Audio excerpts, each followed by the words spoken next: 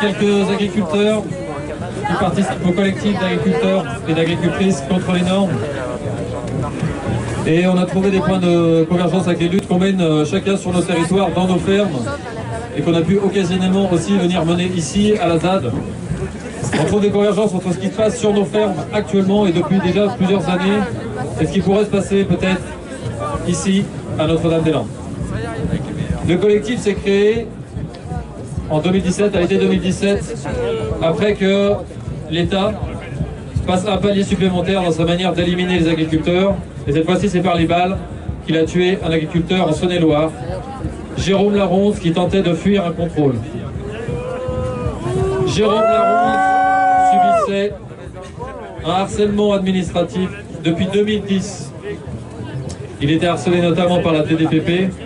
Je ne vais pas rentrer dans le détail des organisations et des administrations agricoles qui nous mènent une vie de dingue et qui nous imposent des pratiques industrielles que nous refusons, nous ne souhaitons pas appliquer et qui nous empêchent de travailler comme on le souhaiterait, dans de bonnes conditions et en relation de confiance avec les personnes qui consomment nos produits. Jérôme Laronce était un éleveur de vaches charolaises et il refusait essentiellement de boucler ses animaux et de déclarer les déplacements de tous ces animaux. Une obligation qui est faite à tous les éleveurs en France.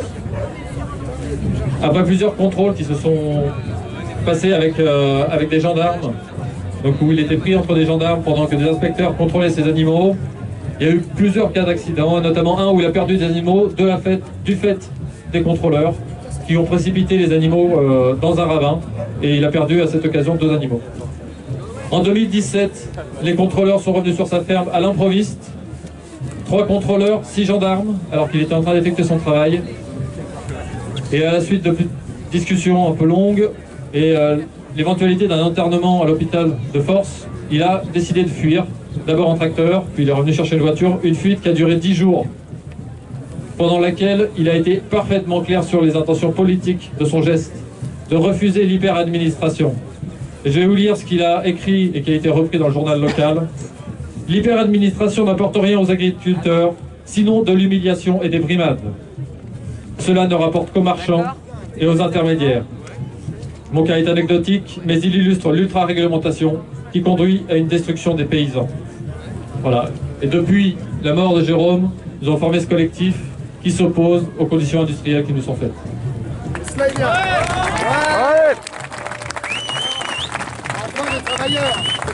Du coup, Jérôme Laronze s'est bagarré contre des normes environnementales et sanitaires qui sont aujourd'hui appliquées dans toutes les fermes, les plus petites comme les plus grosses, celles qui touchent des subventions ou celles qui n'en touchent pas. Et ce qui avait été présenté comme étant des normes pour défendre la qualité des aliments de la population ou pour défendre l'environnement sont devenus aujourd'hui le fer de lance de l'industrialisation. C'est-à-dire qu'ils se servent de ces normes pour obliger les fermes à les appliquer et à faire croire dans le même temps que c'est pour protéger la qualité des aliments que vous mangez ou le bien-être animal par exemple. On sait clairement, parce qu'on en voit le résultat, que ces normes-là, elles servent avant tout à faire disparaître les exploitations qui refusent de s'industrialiser et à les faire grossir. C'est un leurre qui a été inventé dans les années 90 par j'allais dire l'OMS, pas du tout, par l'OMC qui a dit qu'il fallait que maintenant les États s'occupent de gérer leur marché avec des normes environnementales et sanitaires. Ce qui leur permet aujourd'hui de nous mettre dans des situations de contrôle avec les gendarmes, de saisie des troupeaux, d'interdiction de vente à partir du moment où on ne boucle pas les animaux, à partir du moment où on refuse de remplir la quantité de papiers administratifs qui sont mis en place dont le seul but est de dégoûter les gens d'avoir cette activité-là parce qu'elle devient avant tout administrée et qui enlève le sens de cette activité-là comme dans beaucoup d'autres métiers. Donc ne vous faites pas leurrer par les intentions de ces normes-là. Les normes sont faites avant tout pour industrialiser. Jérôme Laronze l'avait compris, s'est bagarré contre ça, il en est mort. C'est de là que plusieurs fermes se sont regroupées et de plus en plus le font pour dire on ne subira plus ces réglementations-là, on refusera collectivement les contrôles. Et c'est ce qui se passe sur les contrôles qui se passent dans les fermes. Il y a des regroupements d'agriculteurs et des personnes aussi qui sont des consommateurs ou des consommatrices qui refusent que l'administration et l'État soient aujourd'hui propriétaires de nos choix. Ce n'est pas l'État qui peut décider de comment les fermes elles doivent travailler. Ça est le plus grand destructeur des relations et humaines et de la relation à l'animal et de nos activités. Voilà pourquoi on essaye de prendre le temps d'expliquer à quoi servent ces normes et de s'organiser avec d'autres agriculteurs et d'autres agricultrices pour faire en sorte d'accueillir les contrôleurs de manière collective et d'arriver à un moment où les contrôles pourront être refusés comme étant le moment le plus humiliant contre les fermes qui refusent l'industrialisation. Il se trouve que nous on arrive à se regrouper mais qu'il y a beaucoup de fermes qui sont isolées et le fait que l'année dernière il y a eu 730 suicides dans les fermes, ce qui est 3 fois plus que dans le reste de la population, montre qu'en fait il y a un acharnement administratif qui est fait sur l'activité agricole dont le but est de faire disparaître un maximum d'agriculteurs pour concentrer la production, ce qui est le phénomène capitaliste habituel. C'est ça qui est en cours dans les fermes, le tout légitimé par un discours environnemental et sanitaire qui est faux.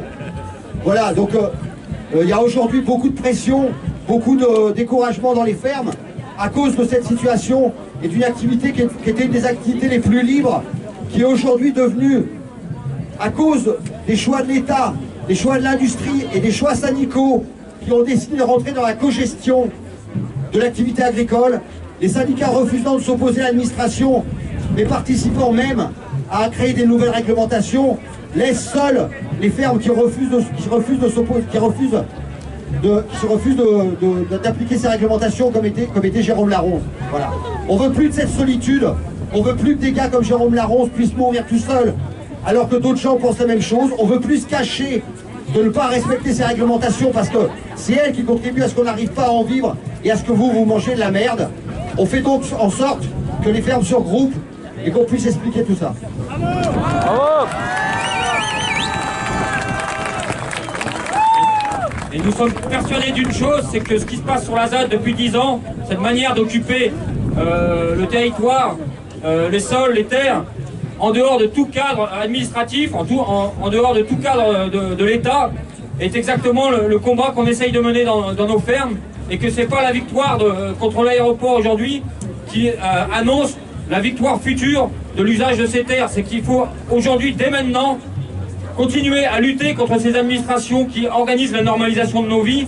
C'est dès maintenant qu'il faut retourner au combat contre ces institutions qu'on peut nommer très facilement et qui organisent la normalisation, que sont la direction départementale des territoires, la direction départementale de la protection des populations, la MSA, les champs d'agriculture, toutes ces structures qui organisent aujourd'hui l'industrialisation de l'agriculture et qui empêchent ce qui se vide depuis 10 ans sur la ZAD, partout ailleurs en France.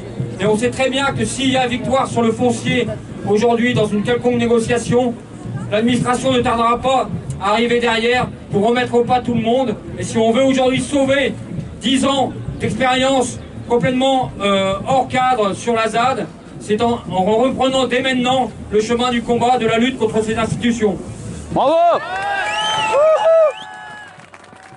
Tout à fait d'accord.